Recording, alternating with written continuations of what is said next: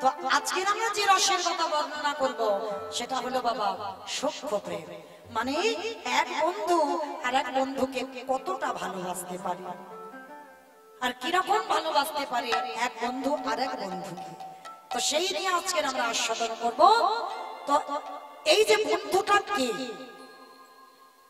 ভগবান যে সেই মানুষটাকে বন্ধু করে এনেছে, সে বন্ধুটাকে, সে বন্ধুটা তো দ্বাপর যুগে বন্ধু হলো, কিন্তু ত্রেতা যুগে ছিল এরা ভাই ভাই। চলেন আজকে আমরা আস্বাদন করব সেই ভাইয়ের চরিত্র। তবে চরিত্রটা শুনতে গেলে বাবা আমাদের সবাইকে যেতে হবে ত্রেতা যুগ। ত্রেতা যুগে গেলে তবেই আমরা জানতে পারবো সেই ভাইটি কে ছিল আর কার কথা আজকে আমরা আস্বাদন করব। চলে তবে বাবা একটু মন প্রাণ দিয়ে আস্বাদন করবেন যেন এক মন থেকে দু মন হয়ে না যায়। চলেন ত্রেতা যুগ। আর ত্রেতা যুগে তারা চার ভাই ছিল, রাম, লক্ষ্মণ, ভরত, শত্রুঘ্ন। এরা চার ভাই। আর এই চার ভাইয়ের মধ্যে বাবা আমরা এখানে যতজন ভক্ত আছি বেশিরভাগ ভক্ত বলবো আমার রামকে লক্ষ্মণ বেশি ভালোবেসেছে। কেন রামকে লক্ষ্মণ ভালোবেসেছে বেশি? এই কারণ রাম 14 বছর বনে গেল, তার পিছনে পিছনে ভরতও গেল, হরি বল লক্ষ্মণও গেল। তাহলে রামকে লক্ষ্মণ বেশি ভালোবাসে, কিন্তু না, লক্ষ্মণের থেকেও আমার ভরত ভাই বেশি আমার রামকে ভালোবেসেছে। বলে কি করে? এটাই তো তথ্য। যখন রাম বনবাসী হয় তখন আমার ভরত কোথায় ছিল? কোথায় ছিল বাবা? মামার বাড়ি। মামার বাড়ি থেকে ফিরে এসে যখন কইকেয়ীর একজন বাপের বাড়ি থেকে দাসী রাখা হয়েছিল, রাজকন্যা তো, মানে কইকেয়ীকে দেখভাল করবার জন্য ওর বাপের বাড়ি থেকে একটা দাসী রাখা হয়েছিল যার নাম ছিল মন্থরা। ভরত মামার বাড়ি থেকে ফিরে বাবা যখন প্রশ্ন করেছিল, মন্থরা আমার জ্যেষ্ঠ কোথায়? বড় দাদাদের বাবা জ্যেষ্ঠ বলা, আমার জ্যেষ্ঠ কোথায়? যখনই বলেছিল আমার জ্যেষ্ঠ কোথায়, সঙ্গে সঙ্গে বাবা মন্থরা বলেছিল, তোর মা কইকেয়ীর কথা রাখতে, পিতৃসত্য পালনার্থে তোর জ্যেষ্ঠ দাদা রামচন্দ্র গেল 14 বছরের জন্য বনবাস। চমকে উঠল ভরত, যেন বিরামে গিয়ে বজ্রাঘাত পড়ে গেল। চিৎকার করে বলে উঠেছিল, মন্থরা আমার জ্যেষ্ঠ আমাকে না বলে কোনোদিন বনবাসী হতে পারে না। বেশ, কাউকে কিছু না বলে রামের সঙ্গে দেখা করতে গিয়েছিল আমার ভরত ভাই। যখনই দেখা করতে গেলে রামচন্দ্র ভরতকে দেখে বলেছিল, ভাই কেন এসেছিস? তুই কি অযোধ্যাতে খবর পাসনি? আমি পিতৃসত্য পালনার্থে কইকেয়ী মার কথা রাখতে আমি বনবাস 14 বছরের জন্য, 14 বছর পূর্ণ না হলে আমি তো আমার ঘরে ফিরে যেতে পারি না। ভরত করজোর করে বলেছিল, দাদা যে বাবার কথা রাখতে বনবাসে হয়, যে মায়ের কথা রাখতে বনবাসে হয়, সে কি কোনোদিন একটা ভাইয়ের কথা শুনে ঘরে ফিরবে? আমি জানি না তুমি ফিরবে না। তার রাম বলছে, জানিস তো এলি কেন? তার একটাই কারণ। আচ্ছা বলো তো দাদা, আমার মা যে বাবার কাছে দুটো বর চেয়েছিল, ভালো করে শুনবেন বাবাটা, কইকেয়ী দশরথের কাছে দুটো বর চেয়েছিল। কি কি বর? একটা বর রাম 14 বছর বনে যাবে, আর একটা বর ভরত রাজা হবে। তা ভরত প্রশ্ন করেছিল জ্যেষ্ঠ দাদা রামকে, দাদা আমার মা যে বাবার কাছে দুটো বর চেয়েছিল, এই দুটো বরের মধ্যে কোন বরটা আগে চেয়েছিল? কি বাবা, কোন বরটা আগে চেয়েছিল? রাম বনে যান না ভরত রাজা হোক? ভরত রাজা আগে বলেছিল আমার ভরতই যেন রাজা হয়, তারপরে বলেছিল রাম যেন 14 বছরের জন্য বনে যায়। ভরত উল্টে প্রশ্ন করলো, দাদা আমার মা তো বলেছিল আগে আমার ভরত যেন রাজা হয়, তারপরে বলেছিল রাম যেন 14 বছরের জন্য বনবাসী হয়। তাহলে আমার আজকে আমি মামার বাড়িতে ছিলাম, মামার বাড়ি থেকে আমি অযোধ্যায় ফিরলাম না, আমি রাজ সিংহাসনে বসলাম না, রাজ ঐশ্বর্য পেলাম না, আমি রাজা হওয়ার আগে তুমি পালিয়ে এলে কেন? উত্তর দাও, আমি রাজা হওয়ার আগে তুমি পালিয়ে এসেছো কেন? দাদা তুমি জানতে তোমার ভরত এটাই করবে। ভরত ফিরে এসে বাবা যদি রাজ সিংহাসনে বসতো, তাহলে ভরত আদেশ দিত এই অযোধ্যা থেকে কোনো পুত্র বনবাসী হবে না, আদেশ দিত। আর দেশের যে রাজা হয় বাবা তার কথা শুনতে সবাইকে বাধ্য হতে হবে, হবে না বাবা? যেমন আমাদের মোদী সরকার নোটগুলো বাতিল করে দিচ্ছে, শুনতে হচ্ছে তো, কেউ প্রতিবাদ করতে পারছে কেন? তিনি দেশের রাজা, আর দেশের যিনি রাজা হবে তার কথা সবাইকে শুনতে হবে। ভরত বলেছিল দাদা আমি যদি একবার রাজ সিংহাসনে বসে আমি আদেশ করতাম কোন পুত্র বনবাসী হবে না, আর এটা জেনে তুমি আমার ফেরার আগে তো তুমি পালিয়ে গেছো। দাদা 14 বছর হয়ে গেলে তুমি অযোধ্যায় ফিরে যাও দাদা, আর 14 বছর পরে যদি এক বেলাও বয়ে যায় তুমি গিয়ে দেখবে তোমার এই ভরতের মৃতদেহটা পড়ে আছে, আর তুমি আমায় দেখতে পাবে না দাদা। রামচন্দ্র কাঁদছে আর বলছে ভাই তুই ঠিক বলেছিস, আমি তো আমার মার কথা রাখতে বনবাসী নয়, আর পিতৃসত্য পালনার্থে বনবাসী নয়, আমি বনবাসী হয়েছি আমার কাজের জন্য। আমি যদি বনে না আসতাম, রাবণে যদি সীতা চুরি না করত, আমি রাবণের বংশ ধ্বংস করতাম কেমন করে? কি গো মাইরা, সীতা মা বলেছিল না সোনার হরিণ ছুটে যাচ্ছে, হরিণটাকে ধরে দাও। ভালো করে বুঝবেন, এটাই হলো কীর্তন, ভিতরে যেতে হবে। তাহলে রাম যিনি বিশ্বের স্রষ্টা মালিক ভগবান, সীতা মা বললো সোনার হরিণ ছুটে যাচ্ছে ধরে দাও। আচ্ছা বলেন তো বাবা রামচন্দ্র কি যন্ত্রণা ওটি মায়াবী রাক্ষস? সোনার হরিণ এক জায়গা থেকে আর এক জায়গা যেতে পারে? কোনদিন যেতে পারে? একটা বাচ্চা মানুষ সে জানে, আর রাম জানে না? ভালো করে জানে। তাহলে সীতা মা বললো আর রাম হরিণ ধরতে গেল কেন? বলে তার একটাই মাত্র কারণ, রাম যদি হরিণ ধরতে না যেত রাবণ কোনদিন সীতা চুরি করতে পারত না।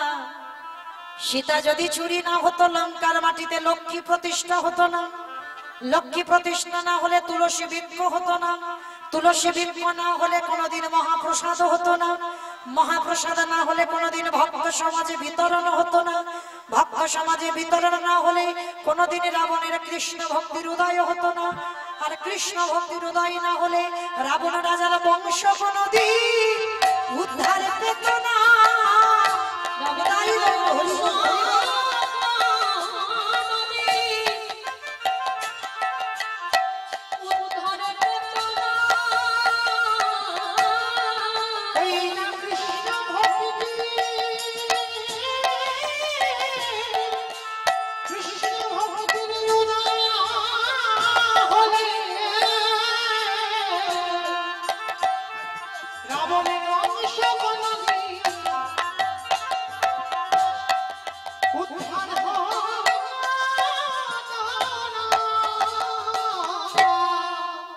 তাহলে রাবণ রাজার বংশকে উদ্ধার করবার জন্য বাবা রামচন্দ্র হরিণটা ধরতে গিয়েছিল, তার জন্য তো রাবণ সীতা চুরি করতে পারলো।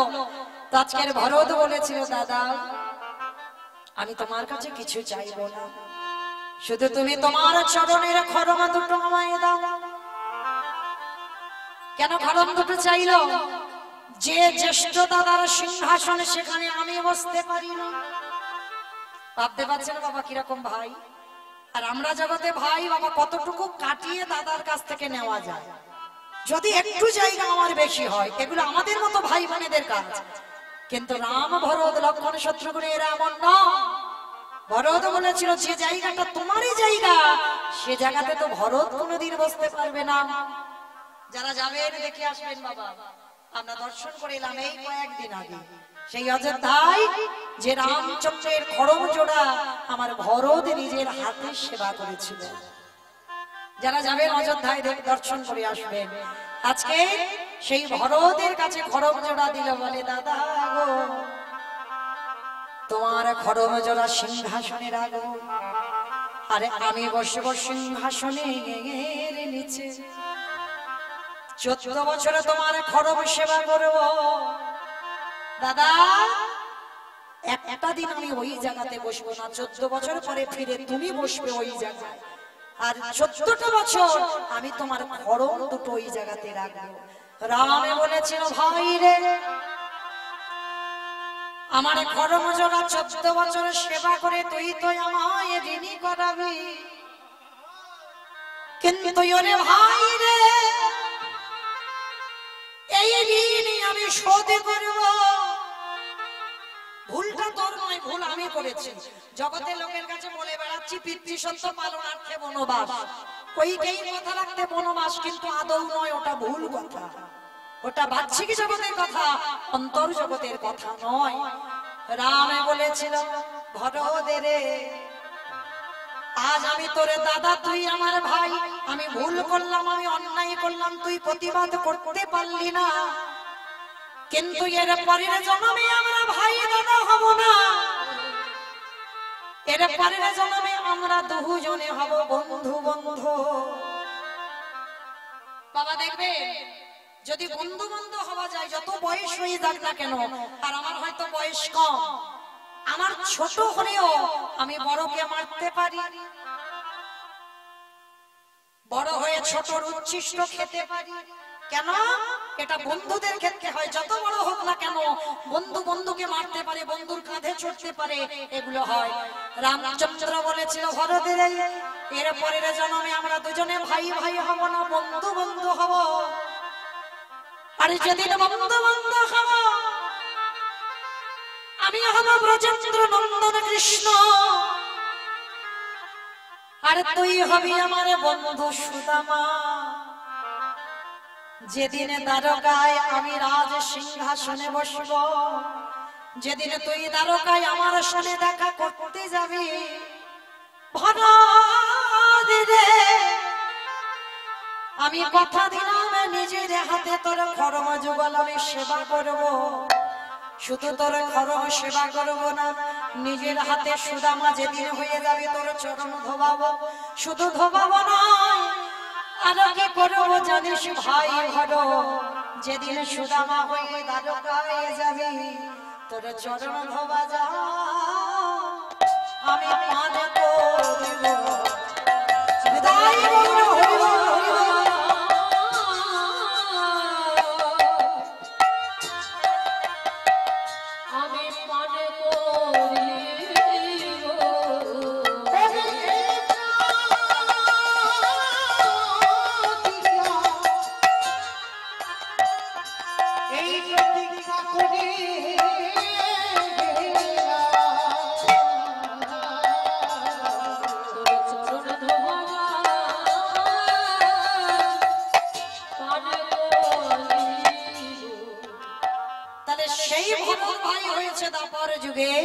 সুদামা বন্ধু, তাহলে ভগবান সবসময় চাই বাবা ভক্তের চরণ ধুলা, ভক্তের চরণ ধুলা ছাড়া আর কিছু চাই না।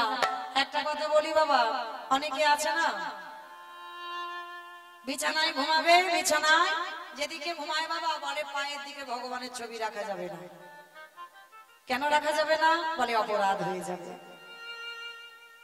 বাবা যদি হৃদয়ে প্রেম ভক্তি তোমার থাকে, যদি ভক্তির জোর থাকে, ভক্তির ক্ষমতা যদি তোমার থাকে, আচ্ছা বলেন তো বাবা ঘুম চোখটা খুলে কেউ যদি মাথার দিকে ভগবানের ছবি রাখো তাহলে কোনোদিন দেখতে পাবে? ঘুম থেকে খুলে কেউ কি এমনি করে পিছনে আগে তাকায়? তাকায় না। তাহলে কি করে? ঘুম চোখটা খুলে সবার প্রথমে একেবারে চরণে সোজাসুজি তাকায়। যার জন্য বাবা এখানে যারা তত্ত্বজ্ঞানী, যারা শাস্ত্রজ্ঞানী, ভগবান কৃষ্ণ যেদিন একটা হাত, ভগবান কৃষ্ণ দাঁড়িয়েছিল, দুর্যোধন একটা হাত ধরে বলেছিল কৃষ্ণ তুমি আমার পক্ষে যুদ্ধ করবে, আর অর্জুন একটা হাত ধরে বলেছিল তুমি আমার পক্ষে যুদ্ধ করবে। আর দুজনে যখন হাত ধরে টানাটানি করেছিল বাবা, ভগবান বলেছিল আমি ঘুমাবো, আর ঘুম চোখ খুলে আমি যার বদনা প্রথমে দেখবো আমি তার পক্ষে হয়ে যুদ্ধ করব। অহংকারী দুর্যোধন কি করেছিল বাবা, সারা রাতে আর ঘুমায়নি, সারা রাত ঘুমায়নি। ভগবান ঘুমিয়ে আছে, ভোর থাকতে থাকতে বাবা দুর্যোধন গিয়ে পৌঁছে গেছে কৃষ্ণের ঘরে। আর গিয়ে দেখছে বাবা ভগবান ঘুমিয়ে আছে, আর দুর্যোধন অহংকারী তো মনে মনে করছে কৃষ্ণ তুমি তো জানো আজকের আমি আসবো, তা তুমি কি পারতে না আমার জন্য একটা সিংহাসনের ব্যবস্থা করতে? মনে মনে ভাবছে, আর ভাবতে ভাবতে দেখে না বাবা ভগবানের মাথার দিকে একটা স্বর্ণ সিংহাসন। দুর্যোধন দেখে মুচকি হেসে বলেছিল কৃষ্ণ তুমি আমায় এত ভালোবাসো, আমার জন্য তুমি আমার সিংহাসনের ব্যবস্থা করেছো। তো তাড়াতাড়ি করে দুর্যোধন সেই সিংহাসনে বসে, অপরাধ নেবেন না বাবা, একটা কথা বলি একেবারে ধ্রুব সত্যি কথা, বাস্তবের কথা, কান মনে নিচ্ছে আপনাদের কাউকে কিন্তু বলছি না। আমি দেখেছি আমার এলাকায় অনেক ভক্তরা আছে, তাদের বাবা এই ছেঁড়া তিরপলে বসতে যেন অপছন্দ।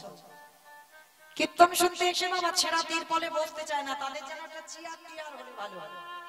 শুধু চেয়ার নয়, চেয়ারে বসবে তো বটে, শুধু বসবে না বাবা, যাদের কোমরে ব্যথা বা গন্ডগোল আছে তাদের নয় ঠিক আছে মানা যায়, কিন্তু যাদের কোনো কিছু সমস্যা নেই অথচ মানে এত দামি কথা, মানে চাকরিগত করে একটু ধনী, সিংহাসন বা চেয়ার হবে, আর শুধু চেয়ারে বসবে না বাবা, বসে কি করবে একটা পায়ের উপরে তুলে দেবে, আর তুলে দিয়ে কি করবে জানো, ঝিরঝির করে নাড়াবে। আছে না মা অনেক ভক্তরা দেখবেন চেয়ারে বসলেই একটা পায়ের উপরে পা তুলে দেবে বাবা, দেখলেই বোঝা যাবে তার আমিত্ব আছে, তার অহংকার আছে। এগুলো অহংকারের কারণ, আমিত্বের কারণ। আজকে কি করেছে দুর্যোধন গিয়ে বসেছে, পাটা নাড়াচ্ছে, পা থেকে ধুলোগুলো উড়ে উড়ে কৃষ্ণের মাথায় পড়ছে। স্বর্গ থেকে দেবতারা বলে বলেন অপদার্থ তোমার এই পাপের জন্য খুব তাড়াতাড়ি পতন হবেই হবে। এদিকে দুর্যোধনের মনে আনন্দ, কৃষ্ণ আমার পক্ষে হবে, আমার দলে যুদ্ধ করবে।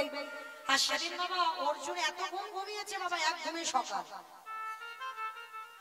অর্জুন জেনে গেছে যে কৃষ্ণ আর আমার দলে হবে না, এর আগে অনেক আগে পৌঁছে গেছে দুর্যোধন। তো ধীরে ধীরে বাবা সকালবেলা গিয়ে দাঁড়িয়েছে, দেখে না দুর্যোধনের জুতো জোড়া খোলা, নয়নে জলে বক্ষ যুগল বাসিয়ে কাঁদে। ঘরে প্রবেশ করে দেখছে দুর্যোধন সিংহাসনে বসে আছে আর খুব হাসছে অর্জুনকে দেখে। আর অর্জুন বসবে কোথায়, হঠাৎ দেখে কিনা ভগবানের চরণের দিকে একটা কুশাসন পাতায় আছে। এইবার অর্জুন কুশাসনে গিয়ে বসে, কৃষ্ণ ঘুমাচ্ছে, বাবা সত্যি ঘুমাচ্ছে, ঘুমাচ্ছে বলে দূর, ও বেটা যেদিন ঘুমাবে বাবা সেদিন জগতের জীব সব হরিবোল হয়ে যায়। ও ঘুমায় না, ছলনা করে, কান খোলা চোখটা বন্ধ, সব দেখতে পাচ্ছে। এইবার কি করেছে, অর্জুন চরণ দুটো বাজে কৃষ্ণের চরণখানা বক্ষে ধরে বললেন সখারে আরে কি অর্জুন জেনে গেছে যে দুর্যোধনের হয়ে যাবে, যার জন্য কাঁদছে আর বলছে পাবো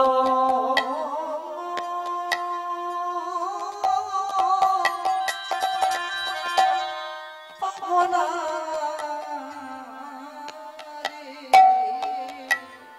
আমি যে ওই চরণ তাই রবুনা হরি বল হরি বল হরি বল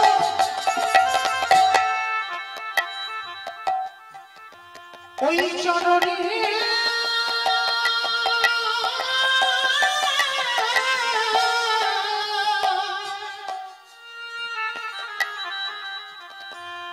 আমি যে ওই চরণে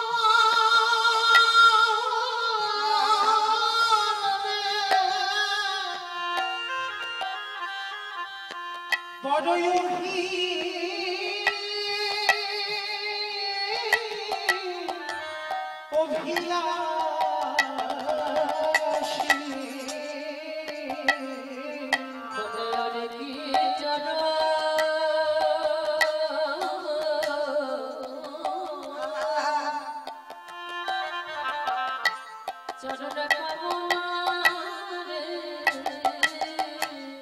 যেই না কাঁদছে অর্জুনের চোখের জলে কৃষ্ণের চরণ দুখানা ধৌত হয়ে যাচ্ছে, আর ভগবান থাকতে পারে?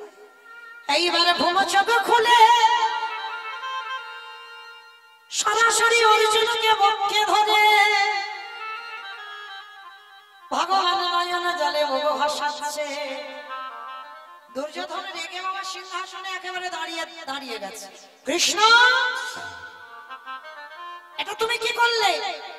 তুমি তো বলেছিলে যে আগে আসবে, তুমি তাড়াতাড়ি যুদ্ধ করবে, তুমি অর্জুনের হলে কেন? অর্জুনকে বুকে জড়িয়ে ধরলে কেন? ভগবান বলছে, মূর্খ দুর্যোধন, আমি একবারও বলিনি আমার ঘরে যে আগে আসবে আমি তার দলে হব। আমি বারে বারে বলেছিলাম ঘুম চোখ খুলে আমি যার বদন প্রথমে দেখব, আমি তার সঙ্গে যুদ্ধ করব, আমি তার দলে হয়ে যুদ্ধ করব। আচ্ছা বলো তো দুর্যোধন, আমি ঘুম চোখটা খুলে কি আমি আগে মাথার দিকে তাকাবো? মাথা নিচু করে আছে দুর্যোধন। ঘুম চোখটা খুলেছি, দেখি না পায়ের দিকে বসে বসে কাঁদছে অর্জুন। ওই জন্য তো অর্জুনকে বক্ষে জড়িয়ে ধরলাম। তাহলে বাবা এখানেই প্রমাণ হলো কি? হরিবাসরে বলে যাচ্ছি, যদি সাক্ষাৎ প্রথম চোখটা খুলে ভগবান দেখতে চান, সকালবেলা বড় করে বাবা ঘুম চোখটা খুলে যেদিকে তুমি চোখটা দেবে সেই দিকে ভগবানের ছবি রাখো। কারণ ভগবান বলেছে, আমার হতে নাম বড়, নাম হতে ভক্ত বড়, ভক্ত হতে ভক্তের পদ ধুলায় আরো বড়। তবে মনে রাখবেন বাবা, সেই ভক্ত রাখবে যে ভক্তের হৃদয়ে প্রেমের দড়ি বাঁধায় আছে, যে ভক্তের হৃদয়ে কোনো অহংকার বসা বেঁধে নেই, সেই পারবে একজন, সেই পারবে, সেই ভক্ত পারবে আবার ভগবানকে জব্দ করতে। আজকে কি করেছে বাবা? তাহলে ভগবান প্রত্যেকটা যুগে যুগে ভক্ত পদধূলা চেয়েছে, শুধু এ যুগে নয়, প্রতিটা যুগে যুগে ভক্ত পদধূলা। আজকে সেই যে বাবা, আচ্ছা বলো তোমার ছিলাম কোথায়? সামনের বাড়িতে। এই দেখো নাকি সামনের বাড়িতে ছিলাম, ভুলে গেছো? হ্যাঁ, সেই ভরদ হয়েছে দাপার যুগে সুদামা বন্ধু। কি বাবা ঠাকুর এখানে ছিলাম তো?